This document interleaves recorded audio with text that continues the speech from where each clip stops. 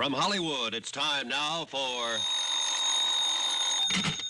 Johnny Dollar. Andrew Cord. Johnny, how'd you like to go to San Francisco? What's up, Andy? Well, we've written a lot of insurance for an independent contractor out there, a man named Arnold Bennett. Uh-huh. Last night, his latest project went up in smoke.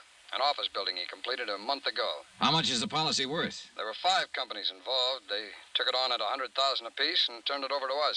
$500,000? Yep. I talked with the arson inspector for National Fire Underwriters in San Francisco. He said the fire looked phony. I'll pack my things.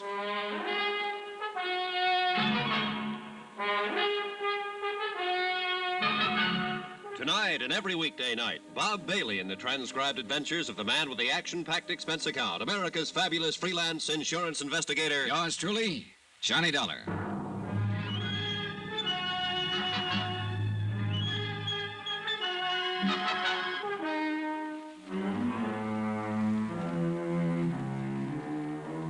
Expense account submitted by Special Investigator Johnny Dollar to the 4-State Fire Insurance Corporation, 4065 Spear Boulevard, Hartford, Connecticut.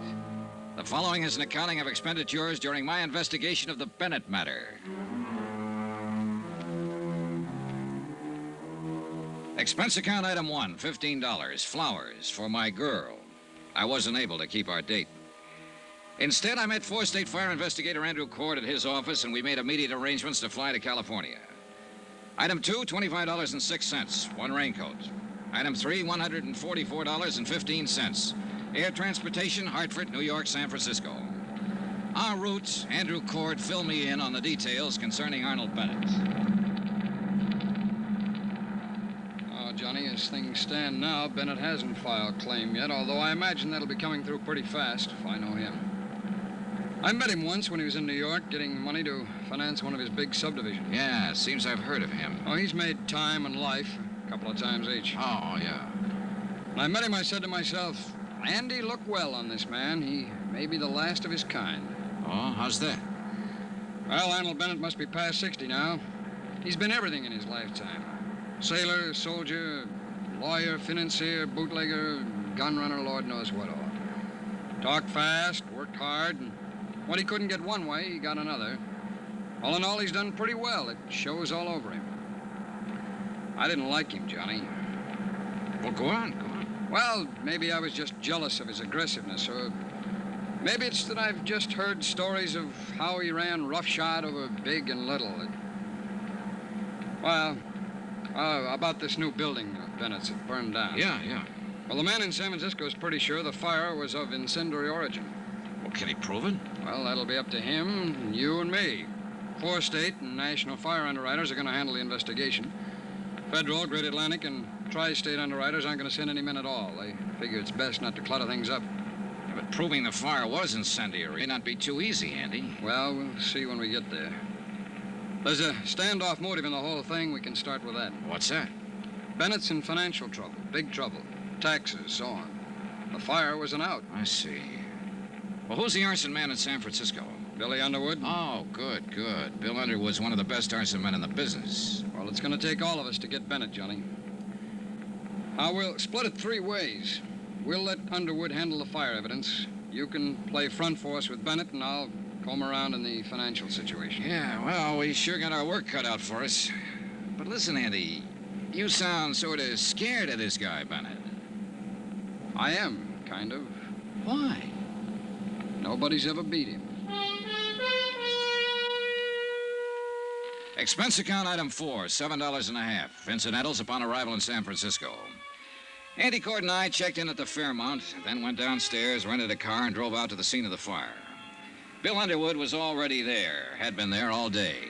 We all shook hands, and then Underwood broke it down. Bill was a bit of a pedant, had things pretty well organized for us. Now, it's this way. The watchman on duty saw a man loitering in the vicinity of the building when he came to work at 6 o'clock. Uh-huh. 3 other witnesses remember the same man. A druggist, a filling station attendant on his way home from work, and a newsboy. Got a description? Mm-hmm. I did. Male, Caucasian, 25 to 30, medium build, approximately 170. Dark hair, dark complexioned. That's it.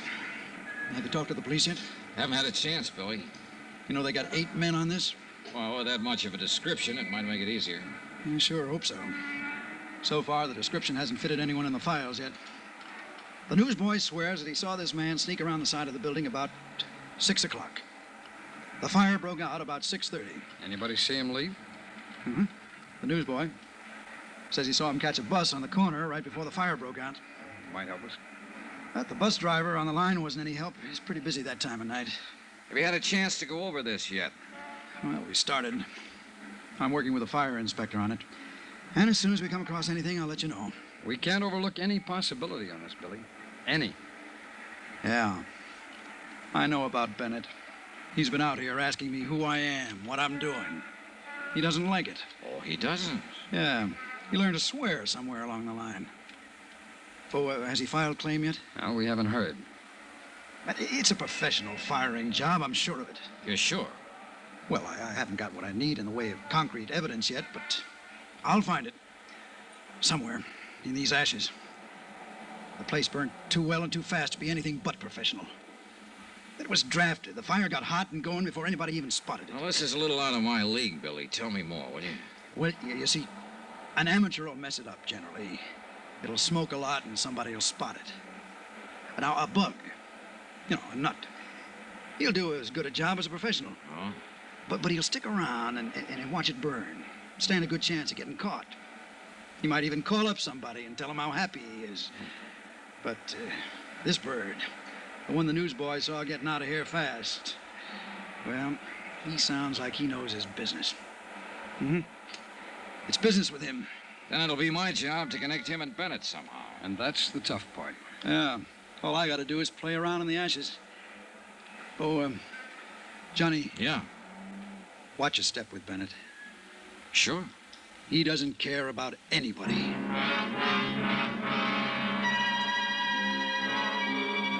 I spent another 2 hours with Cord and Underwood covering the ruins of the 10-story office building that had been gutted the day before. Underwood acquainted Cord and me with all of the necessary details, all he could.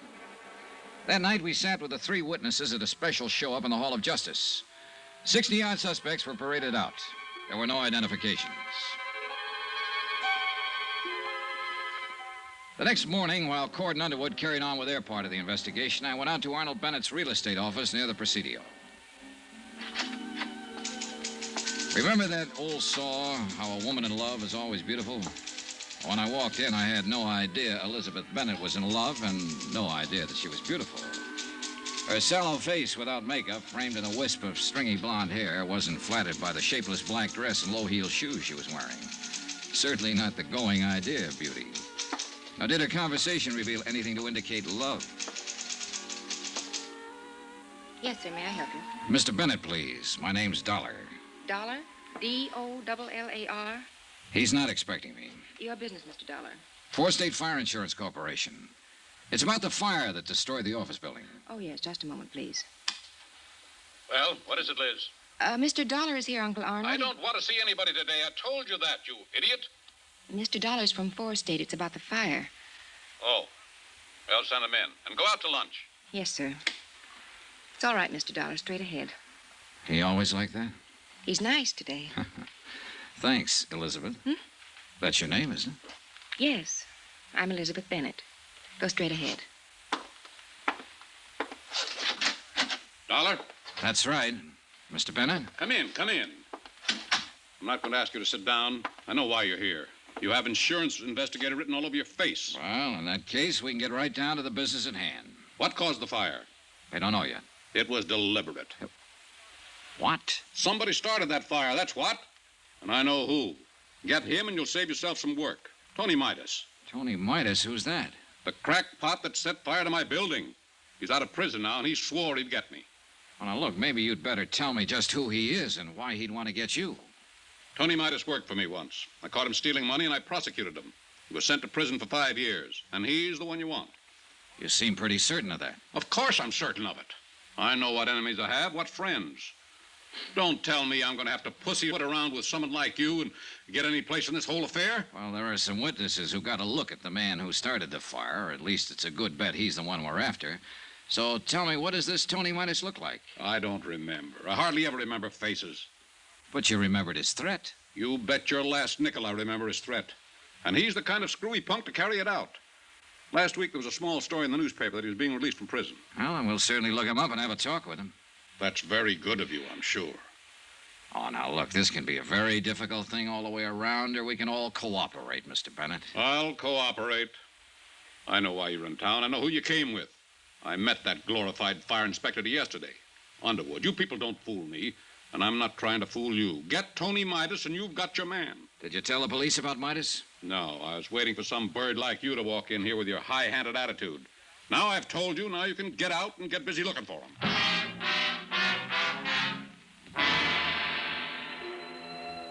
Arnold Bennett lived up to all of his advance notices, and then some. I'm paid very well to stand and take what I have to find out what I want to find out. Sometimes it's not enough money. A review of the trial and proceedings in which Tony Midas had been convicted of grand theft, his threats at the time of his trial substantiated Bennett's information. That didn't surprise me. What did surprise me was that one of the three witnesses identified Tony Midas's mug picture as the man seen in the vicinity of the building the night of the fire. An APB went out for Midas. The San Francisco police began to turn the town upside down looking for him. By 5 o'clock in the afternoon, the other two witnesses had made up their minds that he was the man they had seen after all. The case against Midas became stronger. It was imperative that he be located.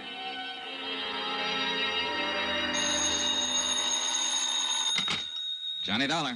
This is Elizabeth Bennett, Mr. Dollar. Remember in my uncle's office? I remember. Mr. Dollar, you're looking for Tony Midas, aren't you? You don't have to answer. I know you are. I think I can help you find him, but he's not the one you're looking for. Look, if you turn him in... Let me finish, and then we'll talk about him. I live at 1038 Murata Drive. I'll be home in an hour. We can talk there. 2 minutes later, when I was putting on my coat, I received another phone call. This one from Bennett's lawyer. He advised me that Arnold Bennett had filed claim and would bring suit if his claim was not honored in the prescribed length of time. I thanked him for the information and went downstairs, began to look around for a cab. A police car careened into the driveway, and a familiar hat on top of a familiar head leaned out. Hey, Johnny! Go! Yeah, Andy Cord. Hustle up, kiddo. Hop in. Okay. It's Inspector Truck and Inspector Kane. Hi, what's up? Somebody shot Arnold Bennett 10 minutes ago.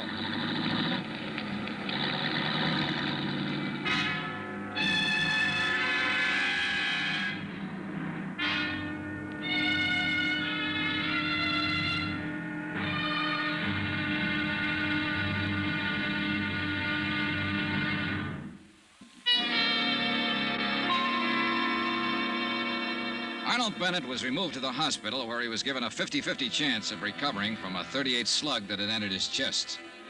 There was no weapon lying about and no witnesses in the remote, hilly section of San Francisco where he lived to give any information concerning the attempted murder.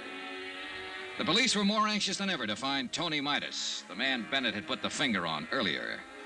Their reasoning was that if he could burn down a building worth $500,000 to get back at Arnold Bennett, he also might shoot him. I told Andy Cord about Underwood's findings when the police car got us to the scene of the shooting. Celluloid and paraffin wick, did you say? Yeah, that's what Bill Underwood said on the phone. Well, then it would point away from Tony Midas. He was an embezzler, not an arsonist. Maybe. Who's that policeman over there? Oh, that's Inspector Dickens. Well, I talked to him about it for a while. He said Midas lived in San Quentin with a man named Hanley, a professional burner. Yeah? Well, Hanley could have taught Midas a few tricks of the trade. Yeah, it's possible, Johnny. I don't know. At least Underwood is sure that he can prove it had an incendiary origin. Well, that's the first hurdle. Maybe we can't tie it to Bennett at that, Johnny, if Midas did it. Now, let's wait and see what Bennett has to say when he can talk. I think I'll get on over to the hospital. Okay. Oh, here's something that came up. Yeah? Now, you said Bennett attributed everything to this Tony Midas. Mm-hmm. Well, there might have been something personal in it, too. Midas is married to Bennett's niece, Elizabeth. He's what? Yeah, she married him a month before he was convicted. Well, that might explain some things. Yeah, she called me tonight and said she had some information for me about Midas. I was on my way to see her when this happened. Oh, you haven't talked to her yet, huh? No, let's see. It is 1038 Murata Drive. Wonder if that's far from here. No, Johnny, not far at all. This happens to be 1038. Right here. Oh? Well, we better tell the police about her, Andy. Andy Cord went on over to the hospital to await results on Arnold Bennett. I spoke to the inspector in charge and told him the information about Elizabeth Bennett. The police added the name to the APB already out for Tony Midas. And that's the way the case stood at midnight. By morning, the hospital reported that Arnold Bennett would recover from the gunshot wound. Elizabeth Bennett had not been located, nor had her husband, Tony Midas. I always fix my own dinner. Poached egg and half, ulcers. Name's Dollar. Yeah, that's right. Insurance investigator. You want something, do you? Yeah. Coffee, maybe? No, thanks, Mr. Engel. Mind if I finish? Go right ahead. What led you to me? The notations about the trial, Mr. Engel. You were the defense attorney for Tony Midas. We're anxious to talk to him. I defended him, yes. I don't think I'm going to be much help, Dollar. I haven't seen him since he got out. I've no idea where he is. We'll find him, Mr. Engel. What's it all about? Well, Tony Midas has been identified as the man who started a fire in the Bennett building. Or at least who was seen in the vicinity of the building when it went up. I'm sorry to hear that. Are you, Mr. Engel? Tony Midas was a nice kid who got in a little trouble. Everything was against him at the trial. Bennett poured it on. He didn't have to, but he did. He could have let him off. You were Midas's lawyer. Did you try to talk Bennett into letting Midas off? No, I didn't. Nobody talks Arnold Bennett into anything. Oh? Tony never would admit taking the funds. He said he was framed, but he didn't have a prayer with all the evidence against him. Yeah, I read a transcript of the trial. Then you know Tony Midas pleaded not guilty in the face of everything, and he went up. I wanted him to make a guilty plea and rest on the mercy of the court. It was his first offense. Well, he's out now, and it looks like he's trying to get even with Bennett for prosecuting him. All for a lousy 10 grand. Yeah. Did he ever get in touch with you? I told you, no. No phone call? No. Do you have any idea where he'd be in town, Mr. Engel? No, I don't. Okay. Then I guess I leave you to your eggs. Dollar. Yeah. If you find Tony Midas, I'd like to know about it. Why, Mr. Engel? Oh, just curious. I'd like to see him. I'd like to see what 5 years in prison does to a kid like that. Mr. Engel, Arnold Bennett was shot in his home last night. No. That's all you have to say? What else is there to say? Well, you could have asked, is he alive or is he dead, for one thing? Suppose I don't care. Okay, he's still alive. They think he'll pull through. Who do you think shot him, Mr. Engel? I don't know. They're looking for Tony Midas for that, too. Oh? Did you know Bennett's niece? Elizabeth? Yes, I met her. Well, they're looking for her, too. She's married to Tony Midas. Yes, I knew about that. Sit down, Mr. Engel. What is this going to be, an inquisition? That egg and that half and half doesn't interest you, no matter how much you look at it. Well, you ought to leave me alone and go find your firebug. Come on, let's have the story. I don't know any story to tell you. Was it spite that sent Tony Midas to prison because of him and Elizabeth Bennett? No, they proved him a thief. I'll throw one more thing at you, Engel. Bennett wasn't always too good about paying his taxes. Now, look here, Our accounting man has him pegged him for exactly what he is, an opportunist, a dodger. A man out to get what he can for as little as he can, no matter what. Yeah, we cover everything in a case like this. You'll never get Arnold Bennett. He's too good for you, Dollar. Too good for your insurance company, your fire investigators, everybody. No man stronger ever lived. We've already got evidence that proves the building was fired. I'm here to get all the story, and I think you're the man who can tell it. Why me? Because you work for him. I never worked for him, never. All right, we'll let that go for now. But you can tell me this.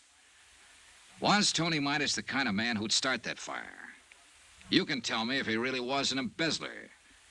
You can tell me if he tried to kill Arnold Bennett. I can't tell you anything for a fact, Dollar. All I have is my own personal opinion. Well, that's what I want. I want that. I'd like your opinion. Now, there's something about Bennett's niece being married to Midas, isn't there? A wife can't testify against her husband. Everyone else in Bennett's office testified against Midas. She didn't. I see. Now the opinion. Oh, come on, Engel, come on. You're right, Dollar. I have got ideas. All of them make me sick inside.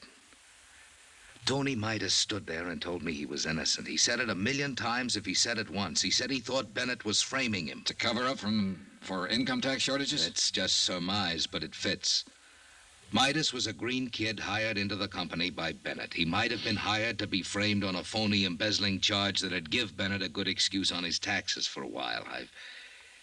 I've been fooled a lot of times. Did Tony Midas fool you? I don't know. I wish I could have gotten him off. I tried, Dollar. Believe me, I tried to get him off. You come here to me and say he's out of prison now and getting even. He's burnt down a building and tried to murder Arnold Bennett.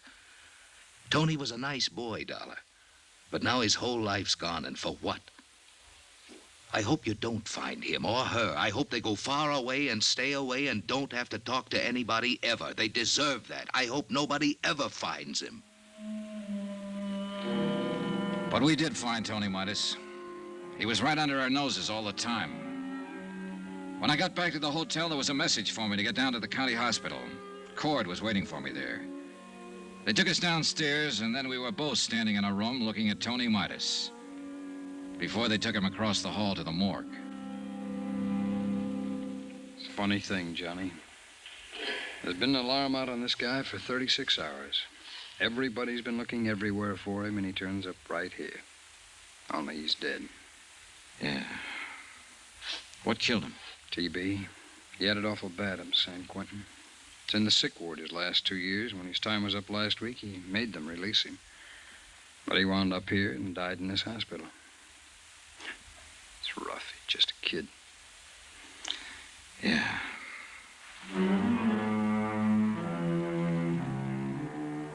Up until that time, there had been some kind of a case against Tony Midas.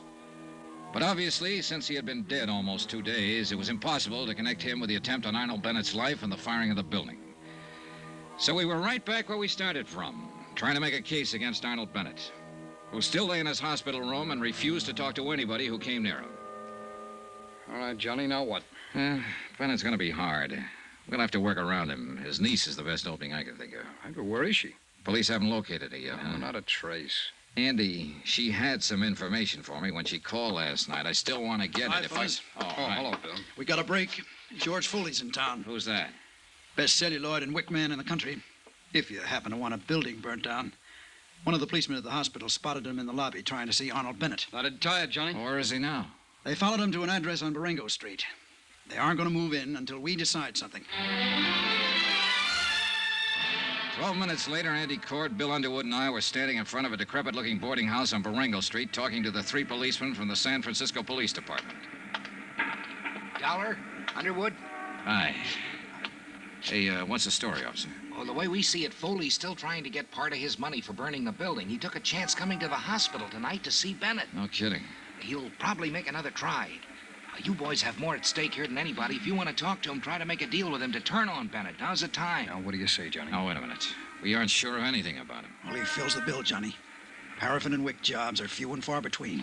With nothing more than that, I'd stake my rep on Foley being our boy. For what it's worth, all 3 witnesses now pick his picture instead of Midas. Oh, well, a good defense attorney, get that thrown right out. What do you want to do? Oh, well, let's shake him up a bit, okay? Go ahead. We'll be covering the back and front. Come on.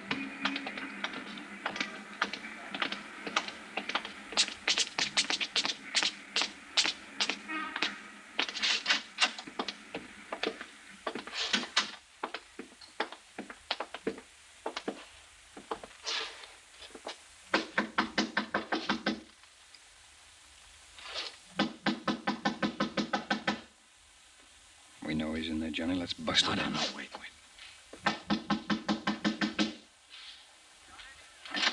Watch out, Andy!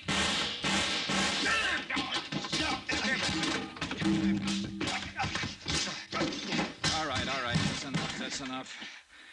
You okay, Bill, Andy? Okay. Yeah. All right, tough boy. Get on your feet and let's get out of here.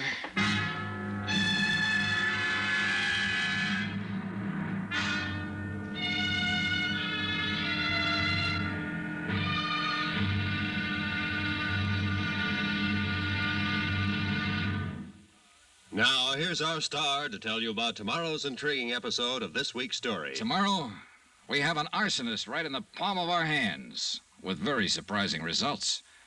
Join us, won't you? Yours truly, Johnny Dollar.